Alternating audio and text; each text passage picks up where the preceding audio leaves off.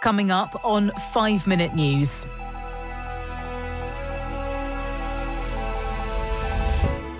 Judge allows E Jean Carroll to amend defamation case against Trump.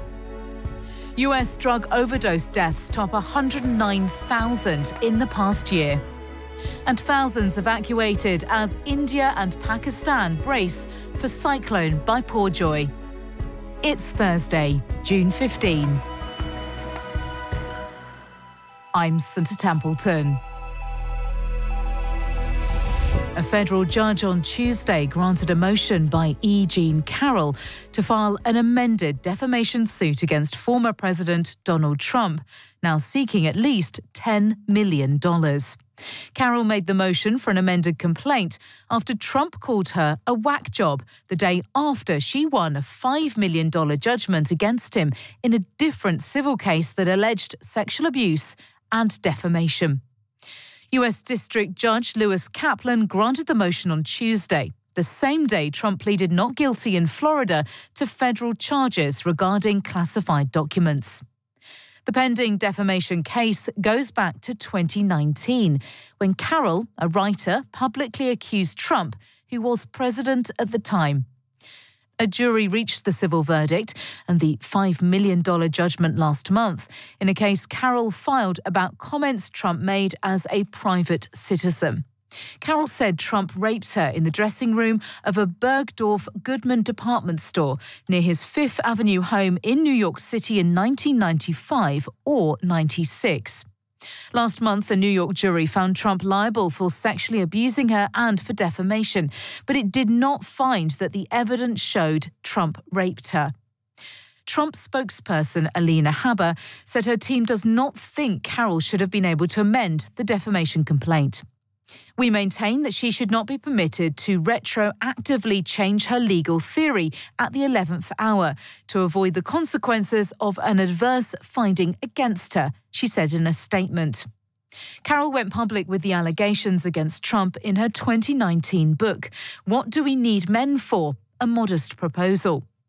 She then sued Trump, alleging he had defamed her by calling her a liar. The case was tied up on appeal over issues relating to whether Trump could be held liable for comments he made while he was president.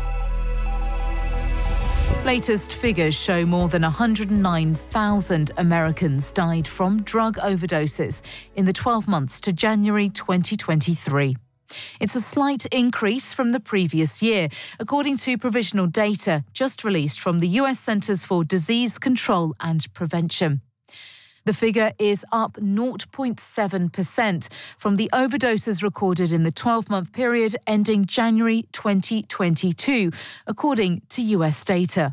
The increase comes despite a push by President Joe Biden's administration for action to tackle drug addiction and overdoses. In May, it imposed sanctions on 17 people and entities based in China and Mexico, which it accused of enabling production of counterfeit fentanyl-laced pills. Illicit fentanyl has played an outsized role in the US opioid crisis and drug overdose numbers.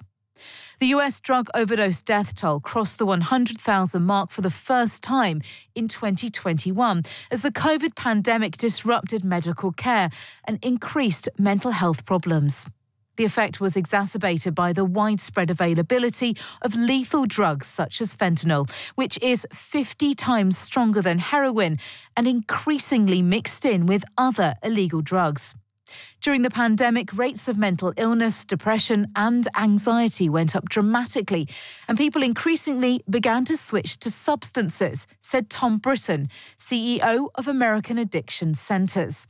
But the surge in overdose deaths began before the pandemic took hold, he added, due to abuse of prescription opioid painkillers and illegal drugs like heroin.